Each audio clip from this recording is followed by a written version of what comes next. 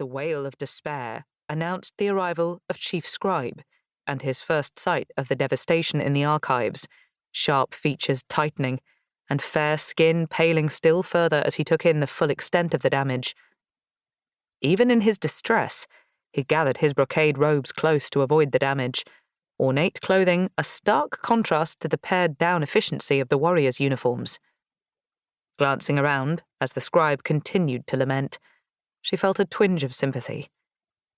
The room, which had until that morning been a large, ordered collection of Taellaneth scribes' records and correspondence, was devastated. The snake had eaten through most of the parchments and a few of the bookcases, the air now thick with the sharp scent of ink, broken bookcases housing only ragged fragments of parchment, floor haphazardly covered with more fragments, sticky with blood and venom. Arrow straightened before the chief scribe could notice that she had slumped, grimacing as the blisters on her hands burst, clear liquid dripping onto the floor to mix with the venom, parchment, and thin trails of snake blood. The skin along her arm was still burning. It had been a long day before the scribe's summoning, and she wanted nothing more than salve for her burns and a long stretch of unbroken sleep. Neither was possible. "That thing should be killed!" The scribe spat his words, and for a moment, Arrow thought he was talking about her. He had expressed that view before, several times. "It needs to be taken to a place it can do no more harm," the senior warrior answered, voice calm. Ruthless when they had to be, the Erith's elite warriors did not kill without reason. She bit her lip to hold in a whimper, acid eating into her face, very close to her eyes. Ducking behind the bookshelf, out of the scribe's line of sight, she gave a nod of acknowledgement to the junior scribe who had cried the warning. The juniors were huddled in the internal doorway, blocking the light, their plain dark robes blending together.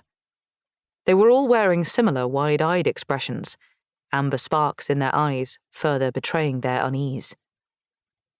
Setting their worries aside, she made her way outside to the garden in the middle of the scribe's quadrangle, looking for the medicinal border. Even though it was the heart of winter, there was no snow or frost in the Taellaneth's prized gardens, and it did not take her long to find the necessary section of the scriptorium garden. Sighing in relief, she dropped to her knees on the carefully raked gravel and awkwardly plucked a handful of thick leaves, the fingers of one hand too swollen to use.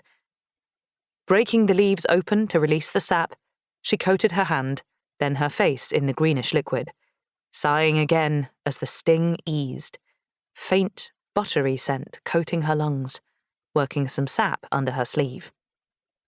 Salve might have been an impossible dream. This was real. "You stupid creature!" The scribe's voice was close behind her.